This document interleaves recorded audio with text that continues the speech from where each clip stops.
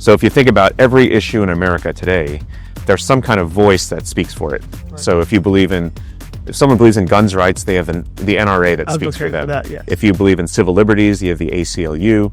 If you believe in the rights of pets, you have PETA. If you believe in the rights of entrepreneurs and making sure that everyone has equal access to entrepreneurial opportunity, who speaks for you?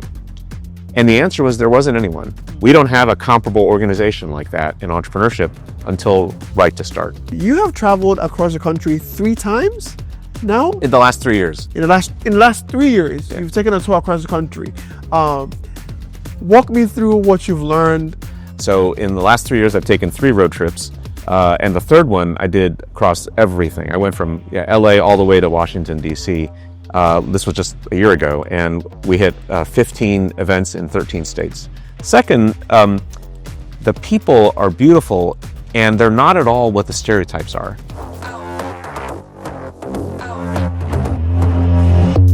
Really want it with me. I'm at the top, that's 1, not 2 or 3. This real life, baby, don't make believe. I just make it look easy like ABC. I'm on it. Hey, what's up, good people? Welcome back to City Entrepreneur Season 3. I am your host, Hwang, your favorite storyteller around the city. On this show, we highlight the real stories of founders, funders, and builders who are shaping underdog cities, uncovering what it truly takes to launch, grow, and scale a business. Whether you are an entrepreneur or just someone who wants to learn about entrepreneurship or invest, we have founders who can give you a different aspect of entrepreneurship.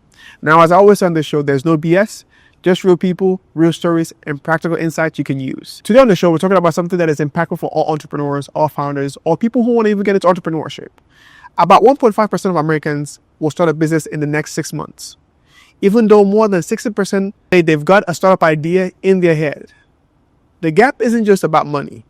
A huge number of founders don't make it because they can't get the basic support or resources or city infrastructure to even get off the ground. My guest today is Victor Hwang. He is the founder of Right to Start, a movement that is making entrepreneurship a civic priority. He's been pushing cities and states to recognize that the system itself holds people back. Not just investors or capital, but the rules and resources meant to help. Please help me make welcome the one and only Victor Hwang. How you doing? Hey, good to see you, Zeke. Good to see you again. Thanks for having me here again. For those who don't know, this is your second time on the show. My second time. I'm a veteran. Yeah, you are a veteran in here now. So, I mean, you're a veteran in the game, just in general. I know the first time we had to drive to Arkansas to come and see you, and now you are in KC, in our home studio, chatting with us. So it's a privilege to have you here. How you doing? Thank you. Very good. It's good to be back home in KC. You know, I lived here for 7 years, and so I just love this town. And this town's, there's so much energy here. It's such a warm, welcoming, energetic town. I just love it here. Yeah, it's very interesting that a lot of, great entrepreneurs who've come out of KC, that people don't really know they started in KC, have a lot of roots in here, which, I want to talk about a little bit about that. But for those who don't know who Victor is and your movement, give them just a brief bio, kind of your journey and how you got to where you are today. Well, my journey, my parents were entrepreneurs. They were immigrants to America, and they came with $300 and 2 bags of laundry. And so they came to live the American dream. Yes. And what happened when I was a teenager is I was lucky enough to get into Harvard for college, but they could not afford to send me. And so one of the things they had to do was to start a business on the side to be able to make some extra money to be able to afford to send me to college. And so I saw the power of entrepreneurship, and I also saw how hard it was for them. Mm-hmm. So I was able to transform, my family's life, but I saw the stress it caused in the family, the difficulty of not knowing what to do, where, and who to access, and all the confusion of how you start a business, especially in the early years when you're just getting things off the ground. And so that carried that with me my entire life, and that's led to now 25 years now. I've been so many different parts of the entrepreneurial ecosystem. I've been an entrepreneur. I've invested in startups. I've worked in running ESO, entrepreneurial support organizations. I've worked in consulting where I've helped countries and states and regions help build entrepreneurial economies. And then I worked in philanthropy, and that's how I ended up in Kansas City, where I became the head of the entrepreneurship department at the Kauffman Foundation, which not everyone knows, but it's the leading philanthropy in the world for entrepreneurs. So I had the privilege and honor of doing that. And then for the past 5 years now, this is work that kind of was inspired by the Kauffman Foundation. I've launched a national nonprofit organization called the Right to Start. And Right to Start is focused on lifting up the voices of entrepreneurs in public and civic life. Wow. So tell me about this. I know you've been an entrepreneur, but I don't think you ever talk about that a lot. What was your business, and how did you get started with that, and how did you exit it, or walk me through that? Well, I launched a venture studio. This is going back 20 years ago when they didn't even call them venture studios. Wow. And so we were investing in startups. We were starting startups. We were helping incubate and mentor startup companies. And so we had a number of different companies, from software video startup companies to healthcare startup to healthcare IT to medical devices. But one of the companies that I really got involved with deeply and took pretty far was I met some scientists who'd invented a new way to filter water. They were doing manufacturing, chemical engineering, and they found that there was a more efficient and cheaper way to make drinking water. And so we took that technology from a science laboratory in a university, took it all the way to the marketplace, did deals with Fortune 100 companies, Wow. we put money into it, and then we also raised $13 million on top of that, and took the company and the product all the way to the marketplace. So that was one thing I did. Another company I got involved with is relevant to Kansas City is I worked with some professors at KU that had developed a video technology, and I helped them put together a deal with a corporate partner, and then I helped them put together an acquisition for the company. And so they got acquired by a public company out of KU, and so I was part of that executive team that did that too. So what is you say when you were in those positions, what was your what was your strength in that? What role did you play in that? How do you know a company is gonna, let's say, make it, or how did you get them to where they needed to be? Well, with startups and with entrepreneurship, the biggest thing that holds most entrepreneurs back is they kind of get too much in their heads and they don't get out there enough. Mm-hmm. And so a big part of the value that I found that a lot of entrepreneurs need, especially scientists and people that are, really, they're good at science and they're good at research, but getting out of the laboratory, meeting potential partners, whether in the corporate world or the finance world, or just people in all the different channel partners and services you need to build a company, they don't know them, because a lot of that requires networks. It requires being out in the world and understanding how that happens. And so I think in a lot of places I've been, in a lot of companies I've been, to be the person that can help tell the story and help build the networks out for the company that become partners and channel suppliers for the company. Wow. So now coming to Right to Start, which has become a huge movement. How did that get started? What was your early stages? What did you do? Because I know there's always that grind part. Talk to me about that early stage of you starting this out, and what were the pitfalls you had to go through to pivot and change? What did you have to go through to be able to get it to where it is today? Well, it's funny because before I came to Kansas City and to the Kauffman Foundation, I always thought, well, surely someone is helping think about entrepreneurship and policy all across the state and the local and the federal levels, and is thinking about what a comprehensive way to address that is. Right. And when I got to the Kauffman Foundation, I realized everyone thought the Kauffman Foundation was doing it, but no one was doing it. And so what I realized is, well, if we didn't do it, then no one else was going to do it. Sure. And so at the Kauffman Foundation, we launched and put together what was the first ever comprehensive policy agenda for entrepreneurship in America across state and local levels, like all levels of government. Right. And so that became America's new business plan, and had 200 coalition partner organizations across the country that adopted it. And it ended up sparking a bunch of activity across the country on reforming policy to make it easier for people to start and grow businesses of all kinds.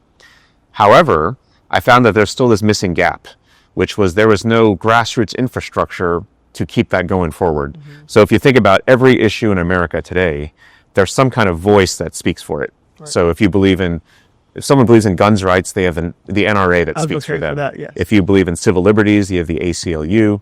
If you believe in the rights of pets, you have PETA. If you believe in the rights of drivers of cars, you have AAA. If you believe in the rights of entrepreneurs and making sure that everyone has equal access to entrepreneurial opportunity, who speaks for you? And the answer was there wasn't anyone. We don't have a comparable organization like that in entrepreneurship until Right to Start. And so we created Right to Start to become that voice from the bottom up, to speak for the entrepreneurs, to lift their voices up across all of society, and to help drive change to make it better and more accessible for everyone to start and grow businesses. So from your perspective, because I say you said something that I think is very unique to entrepreneurs, where you said, if we don't do this, then no one else will do it. And I think a lot of people have that idea, like, I need to do this, but what do you think stops them from being that person that starts it? Well, I think the most simplest answer is people, they just get scared. Yeah.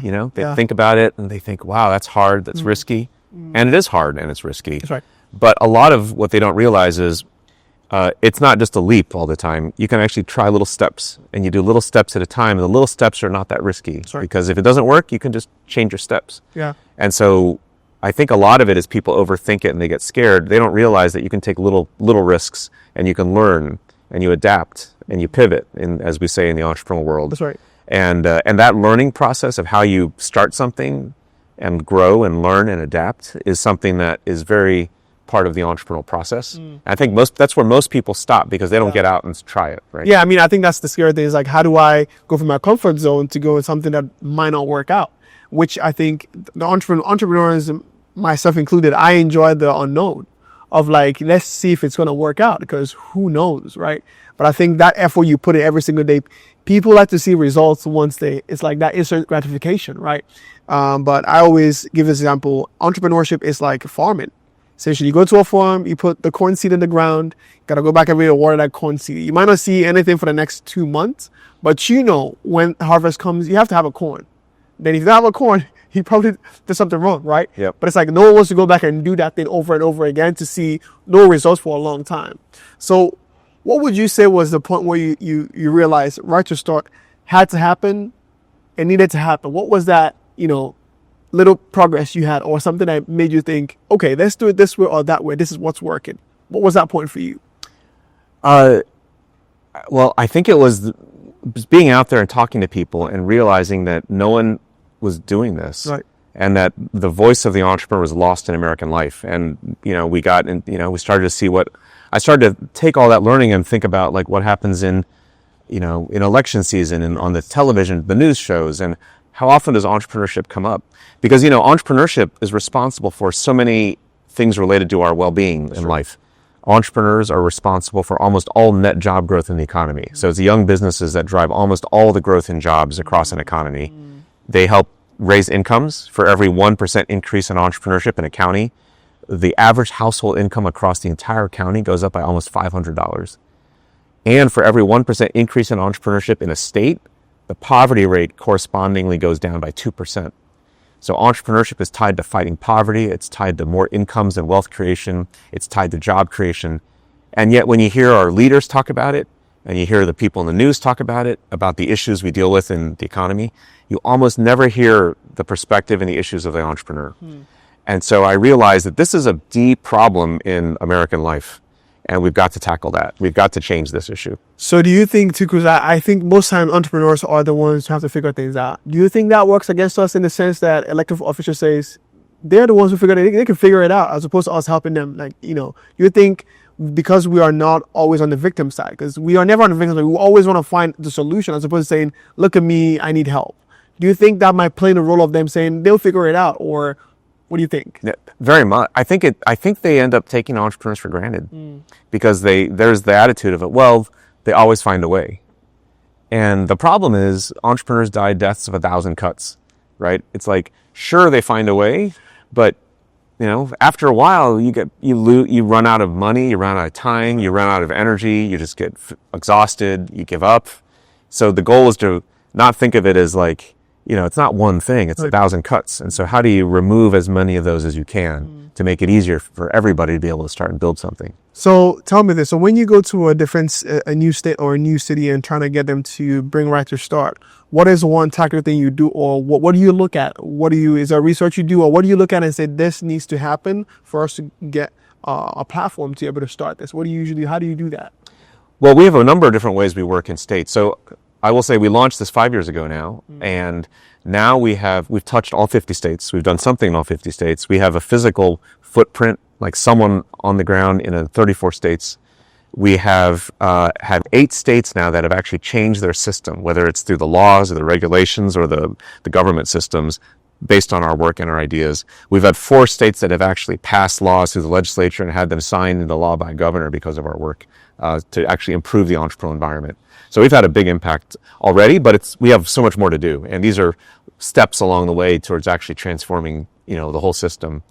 But in every place we can engage people where they are. So we have people that are ambassadors. So these are people that are leaders in their community, leaders in their entrepreneurial ecosystems.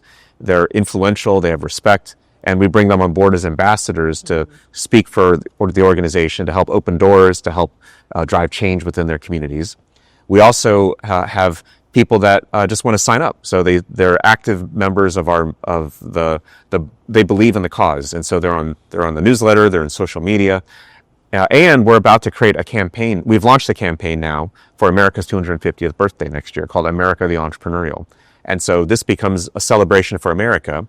And what we're going to do, and we're going to roll this out in the next few months, is provide everyone in America that wants to have a toolkit to participate in America's birthday and celebrate America the Entrepreneurial. Because when the entrepreneurial spirit is strong, then the whole country is strong. So how do you do that? Is this more of events in different cities, or how does that happen?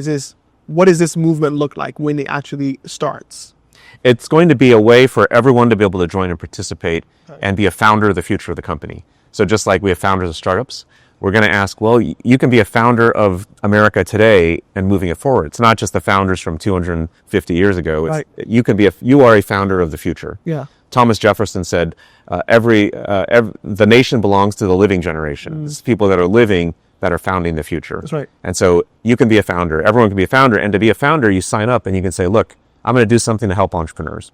That could be, going to a store, being an early customer of an entrepreneur, helping them out in some way, or you could, help teach other people about entrepreneurship, or you can host an event or activity to help share information about entrepreneurs, hear the issues of entrepreneurs, help them out when they're trying to launch or start or grow a business. There's lots of different ways for people to get involved. If someone's the leader in a community, if it's a mayor or a legislator or someone of prominence in a community, they can host a gathering and they can even proclaim their city a founder city or a founder community or a founder county. So we're going to give people lots of ways to participate and join this movement. Our goal is to have 250,000 people in America involved in supporting entrepreneurs for the 250th birthday of America. Well, I definitely want to be part of that in Kansas City because I'm a big champion of entrepreneurship and small business. They grow economy. You are a founder of startups and you're a founder of America too, right? Do all the things. So I want to ask you this though. I know funding is obviously a big issue, a big challenge for entrepreneurs, founders.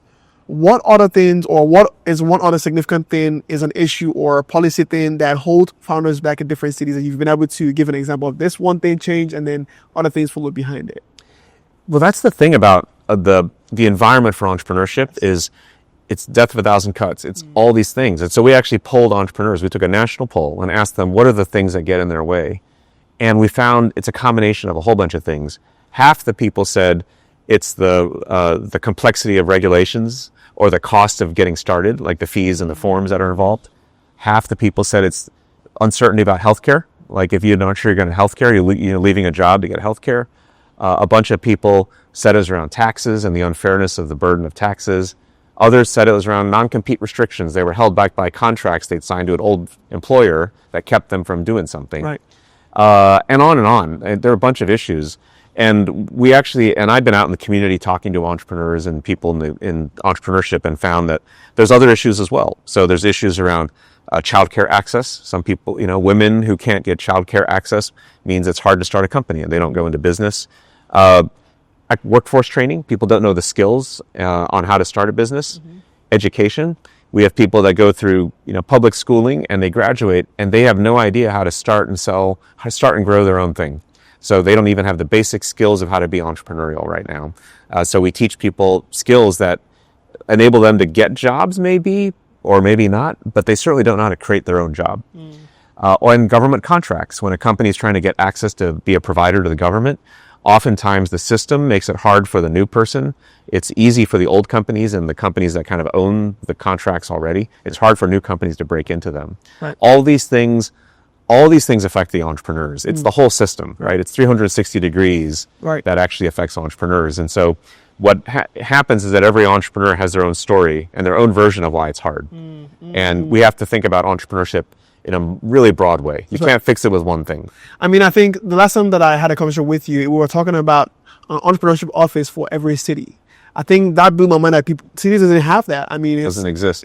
Until we had a conversation, now I think Casey has one. Casey has a great one. One of the best in the country. That's right. And it's crazy that something that is so influential to the economy, there's no one to ask questions for. Yeah. Talk to me about the importance of having entrepreneurship office. I think that is critical for any city to have, for people to ask questions on where to start. it's critical. Kansas City has an amazing office called KC BizCare, led by Nia Richardson, who's this amazing leader in the community. And she's just built this office into something remarkable. Very few cities in America have anything like that. It's a first stop for people starting and building a business to go to. And they help them navigate the whole system. They help them understand where to get contracts. They understand where to get help and resources and mentoring. It becomes like a one-stop shop for everything. It's critical. And at the city level, even at the county level, those one-stop shops, those resources can be really valuable.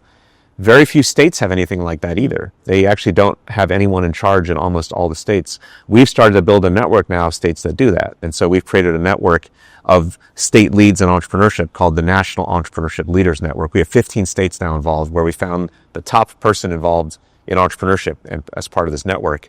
But a lot of these were ones that we'd help find or get started, or we even passed laws to help create these offices.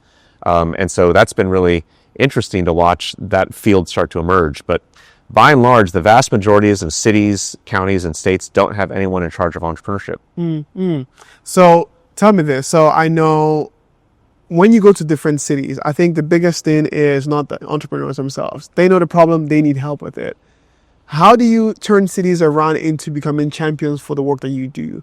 Are there questions you ask them, or what are ways you show them what this could be for them to be able to see the bigger vision for, like, the bigger impact of what could happen?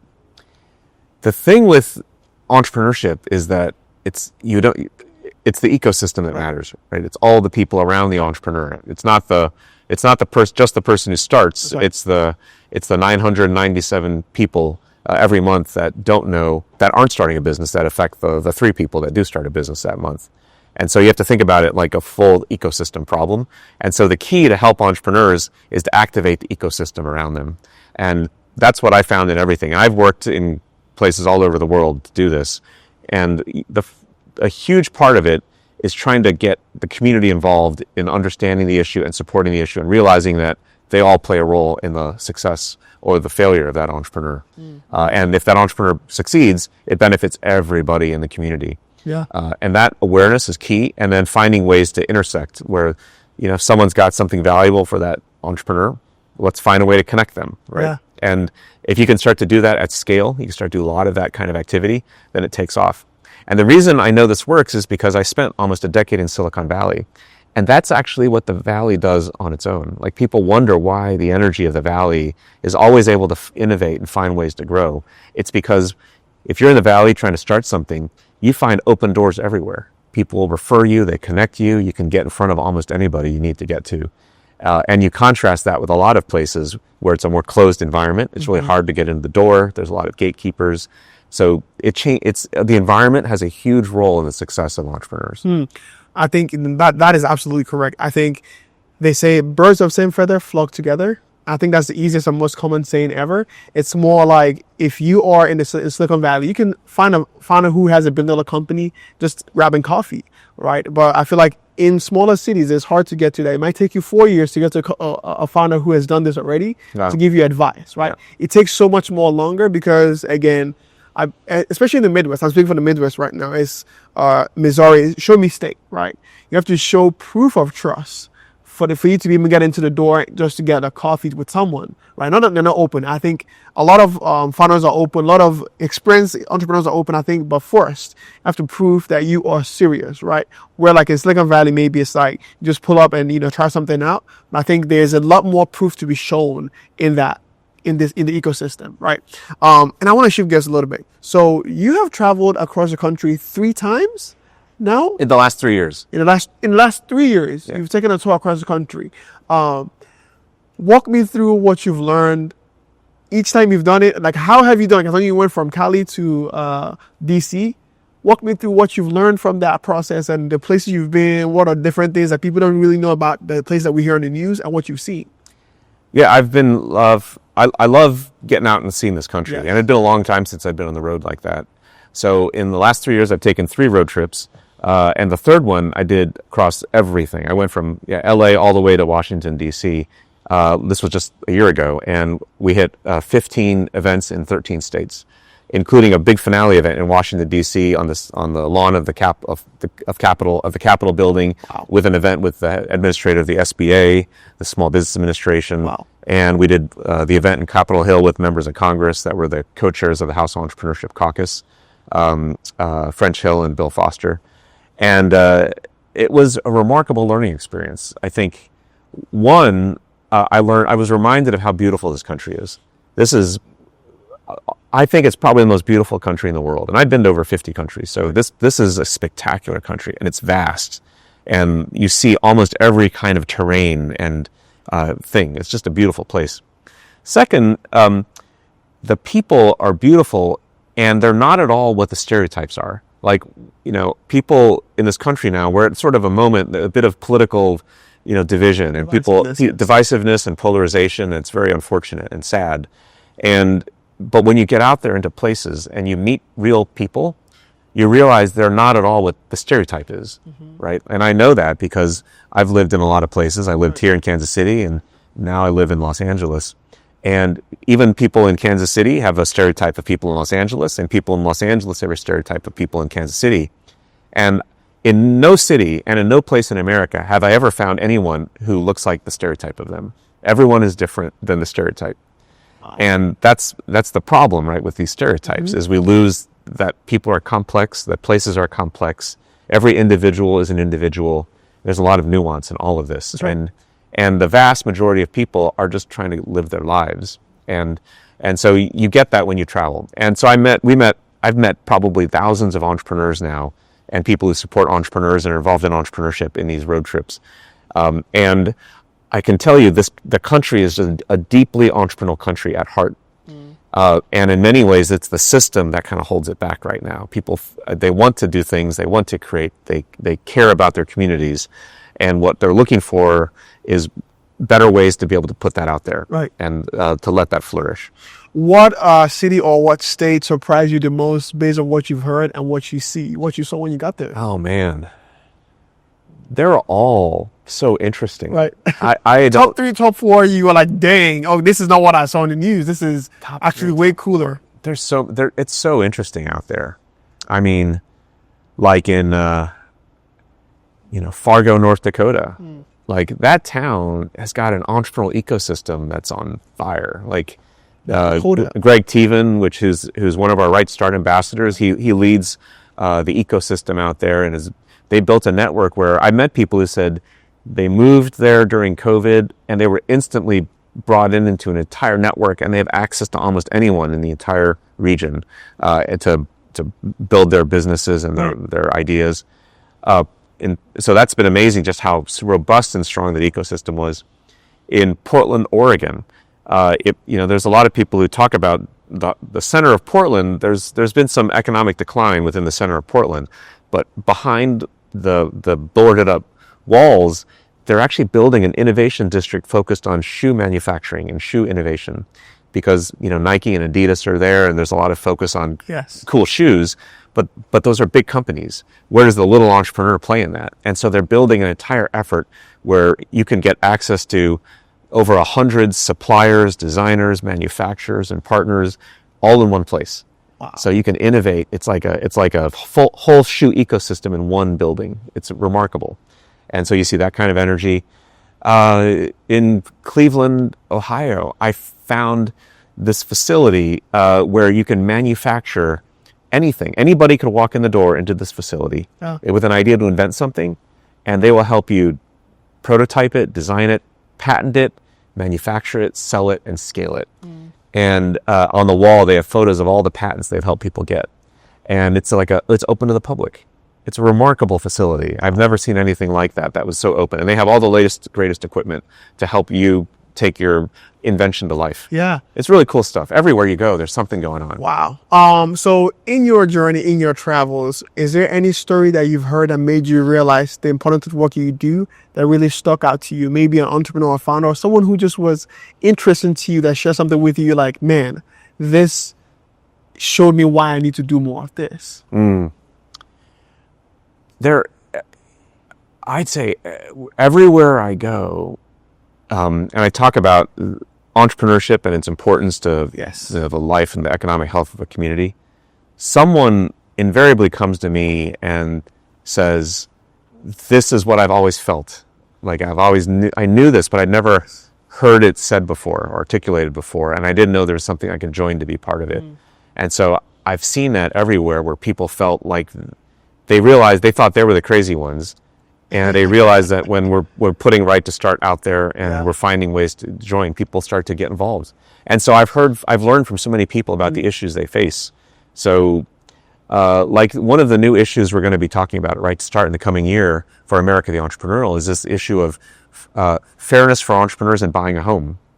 Because when you buy a home right now and you apply for a mortgage, they look at your W-2 job. That's right. So if you're an entrepreneur, you don't have that, and you're getting a independent contract work, or you have your own LLC, the banks won't even count any of that for several years until you've shown that you've been doing it for a long time.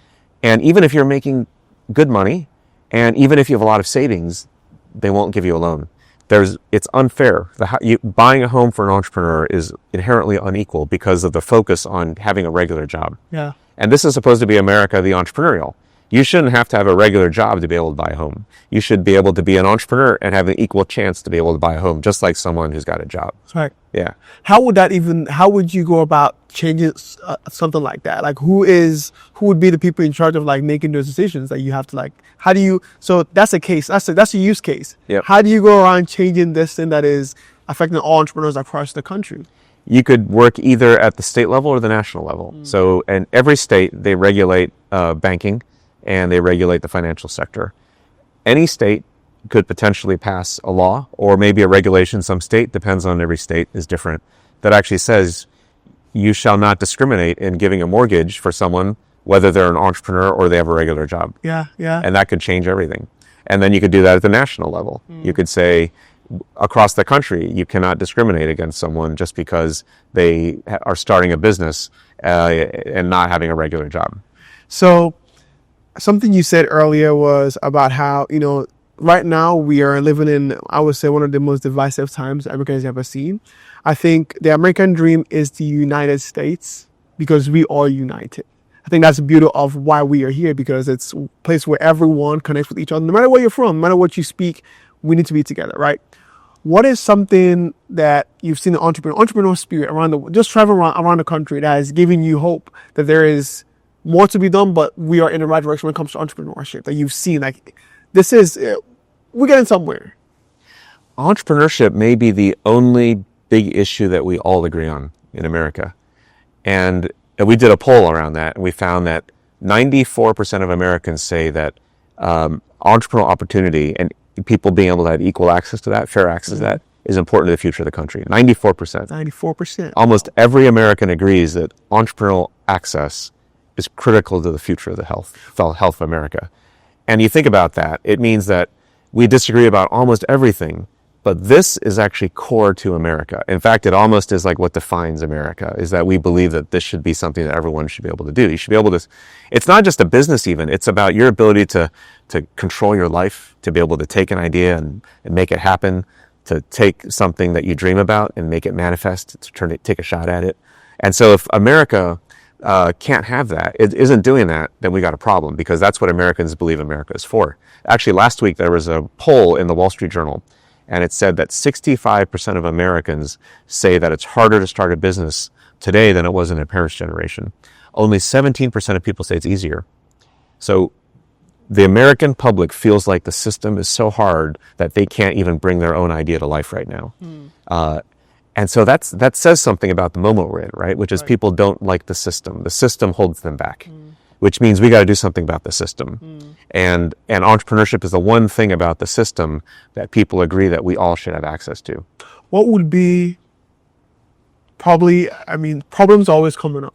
What would you say that would keep your mind at rest at the end of this, that you would like to accomplish with Right to Start and see entrepreneurship do or see in communities happen when you are said, I'm said and done?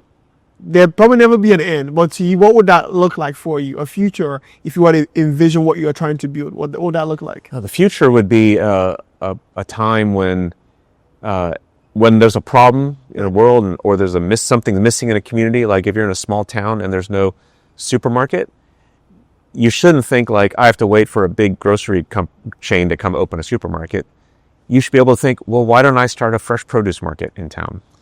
If you have an idea and you're thinking, man, the world should really have this thing, or I wish my community had this store or this product. Yes. Or if you're a tech startup, like, hey, there should really be this app, that you don't feel like you can't do that, right? And right now, I think what happens is people are either afraid or they don't even know it's a possibility for them because they feel like it's too hard or the system gets in the way, or they just don't know people that can help them, or they don't even know that there's a path. And so we want to get America to a place and society to a place where they realize that anyone can do it, and to get the country to a place where they realize that entrepreneurship and the access to entrepreneurship affects everybody. Right. Like the future of America depends on it. The future of every economy depends on the entrepreneurs building and growing stuff. And so that's the future dream, is where that feeling and that knowledge is widespread and people feel like this is part of who we are. Yeah, I mean, I think you said it right. It was just yesterday, I was talking with a friend who was trying to do a startup. He has a startup idea that would help studios, that would help people who are trying to be creatives. And he did not know there were funds that could help you build your application out, that you can get grant funding for that. He didn't know that there was all these resources, right? But these resources were made available because other entrepreneurs who went ahead were saying, hey, I didn't have this when I was here. It should happen. And I think that's what Right to Start does. It's saying, hey, this would help an entrepreneur who is at an early stage, saying, I don't know where to start. Who do I even go to? I can't even imagine in a world where there was no Digital Sandbox, KC Bisc here, KC SourceLink, Launch KC. In a world where Keystone doesn't exist, we will not be in the studio talking right now. And I think that's the importance of that, of having a right to start, a place where you can have a right to start. Pun intended. Yeah. Pun intended, right? Yeah. I think being an entrepreneur, I feel the need for this, but it's more like, how do we get other people to understand the value of entrepreneurship? Because not everyone is wired to have a job. Some people might have a job, but at the end of the day, they want to own something. How do you get to that point without losing, your healthcare is a huge one too. And with healthcare, I want to ask that specifically. Have you seen any changes happen in that with your advocacy when it comes to for entrepreneurs to be able to get healthcare, something in that? Haven't seen. We'd love to get something to happen on that. Yeah. I think the key would be to have, and here's the approach we're taking, which is that we're trying to activate a network of people that can speak up for themselves and go talk to their leaders about it. So we do it ourselves, and we talk to legislators and leaders and all across the country. But we're just a small team at Right to Start. What we want to do is to provide tools and information and ideas and knowledge and research and data and examples that we arm people with and let them talk about it. And that's starting to happen now. I'm hearing more and more people talk about our ideas using our message, and they don't even know where it came from now. And so that's the power of it, is that we need people to speak up. If healthcare is an issue, they should be able to speak up. We have on our website, we have information, we have tools, we have examples. They can use that and take it to their leaders. So looking back 5 years and looking at where you are today, did you imagine this getting to, you said it's in, you go touch all 50 states, but you have 17 states where you have people on ground?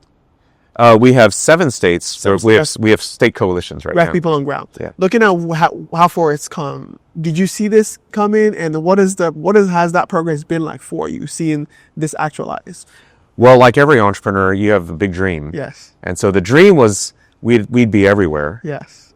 But you never know how it's going to turn out. And so the reality is it's always a little different than you think it'll be, but it's because reality requires you to make it a different way.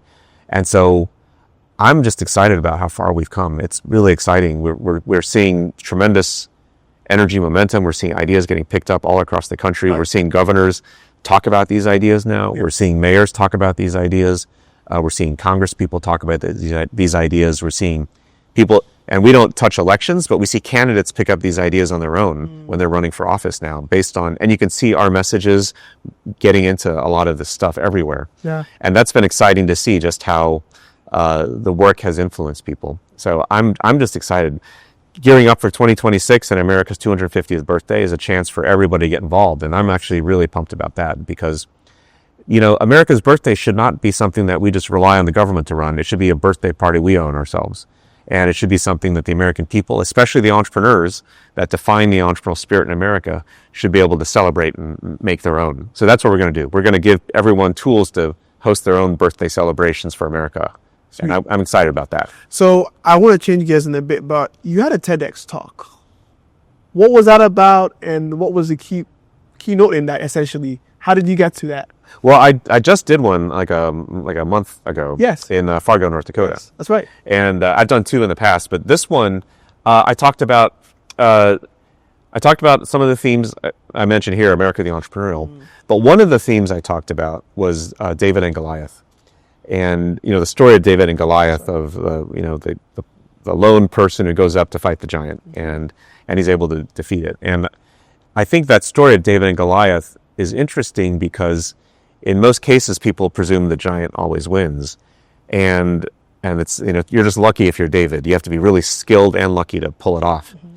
But the interesting thing about entrepreneurs is that entrepreneurs create all the net job growth in the economy. The Goliaths don't.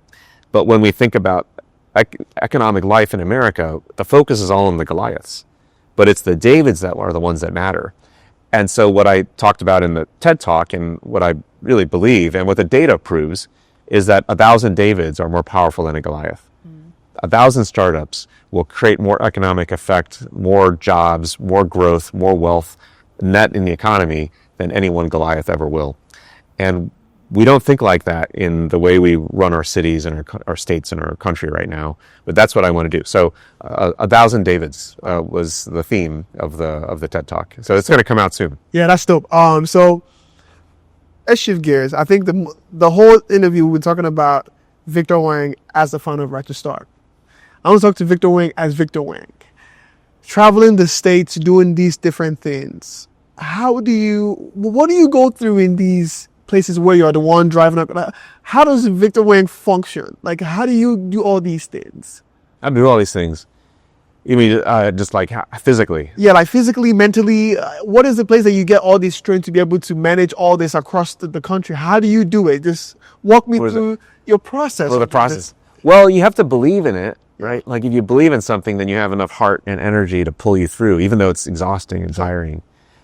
So one, you have to believe passionately about the importance or the value of what you're doing in the world. Two, it's so beautiful out there in America. And if you can drive out there, what I would do is I would go to these entrepreneurial places, but I would mix it in with a little bit of like sightseeing, and just to see like the beautiful parts of America. Yes. And so, and I also was able to, on this road trip just a year ago, bring my two sons along. I had one son for the first half of the trip and another son for the second half of the trip. Oh, wow. That's so I got to see parts of America with each of them, right? And that got to be really very fulfilling as a father, to show them the beauty of this country. Yes. And so I think that made it a lot easier to go through all that. But it does take some stamina. You gotta power through long drives. Yeah. And often narrow roads and mountains and all that. But it's worth it if you can do it. So when things are not working the way, and I know this has happened more times than often, how do you navigate those tough parts where it's just you and you're no longer on the stage? You're just trying to figure out what's solving this problem. How do you navigate those times? Oh, navigating failure and challenges and all that. Well, I think now I'm a little older now, so I've been through enough of those that you start to have a faith in yourself that you'll find a way and you'll figure it out. So because I've been through so many of these challenges before, and I've been through, been at the very bottom, I felt like things were hopeless sometimes, and you find a way. At the time, you think there's no way, and then you find a way and you get out of it again. When I was younger, before I'd been through all this stuff, it's tough. I think the main thing is and this is, I think, where the internet is very useful, is just finding stories and other entrepreneurs that give you reassurance that there's ways to deal with this, right? Or you can look for examples, you can reach out for advice for people, you can read blogs, you can watch videos. There's a lot of peer support of entrepreneurs helping other entrepreneurs because they've been through it. Like someone that's been through the journey will be very willing to help people that are coming through. And I've helped tons of entrepreneurs with just because you see yourself in them, right? And so people that are starting their entrepreneurial journeys, they can often find help from people that are on the other side because there's empathy. People know that you're going through a lot, and they see themselves, and what you're going through is something they went through themselves. And now online, they provide a lot of tools and resources and videos and support that you couldn't find before. And I think knowing that you're not alone is really key for an entrepreneur. So working in entrepreneurs and working with entrepreneurs, supporting them, if there's an entrepreneur, someone who is either who is trying to start a business or is an entrepreneur struggling, what are questions they should ask themselves to figure out if they're in the right lane, or if this is going to work out, or if they should change, or if they should even try it? What should they ask themselves to get them to that point to starting? How to get themselves to the moment of going. Yeah, or even keep going. Yeah, or, keep going. Yeah, both of it. Like, because I mean, it gets hard. Like the first, I think for me, being someone who starts a lot of things, I think the easiest thing is to start. The hardest thing is to keep with it. Yeah. That's the biggest part. Waking up every day, not knowing if it's gonna work today, but you're still gonna do what you're supposed to do, right? Yeah. What questions should they ask themselves before they even get into the ring and get punched? I think the key is to talk to people that either have done it before, or can help you along the way, or can just give you support along the way. Because what happens is, for every person starting a business, there are a lot of people that have done something similar. Maybe not exactly what you're doing, but they've done something similar. And they're often around you. You don't know who, they may not know them, but they're often 1 or 2 degrees away. But if you can find them and you can pull them in as an advisor, a mentor, a supporter, it helps so much, because they start to become like your guides. In fact, I just met a restaurant owner here, and he was talking about how Michael Smith was his mentor. Michael Smith, the chef here in town, who's won the James Beard Award. And Michael Smith has mentored probably dozens of chefs to open their own restaurants around Kansas City. Even though he was considered the best chef in the Midwest, and he went out there and taught a bunch of other people how to do it too. Yeah. And without him, there's a lot of people that wouldn't have started the restaurants, and Kansas City would be a lot less tasty, So there's so many people that just want to give and help others along the way too. Right. What would you say to younger Victor, who is failing through this, who is in Harvard, what would you say to young Victor in your journey and seeing where you are today, everything you've learned? What would you say to him, not knowing what's ahead? I think I'd say, keep going. There is a way, and you're doing the right thing. Learn, adapt, take care of yourself. But there is a way, and you will find it if you just keep your eyes open, your ears attentive, and you find the people around you to help you get through the journey. There is a way. I mean, that's somewhere. There's a way. I think it was yesterday while I was running. I kept telling myself that if you are doing the right thing, you're not wasting time. It might seem like it's not working, but if you're on the right track and you're doing it, working up every day doing it, you're not wasting time, because you are pretty much creating a path that at some point, it's more like, I use easy analogies because my brain is easy. I don't complicate things.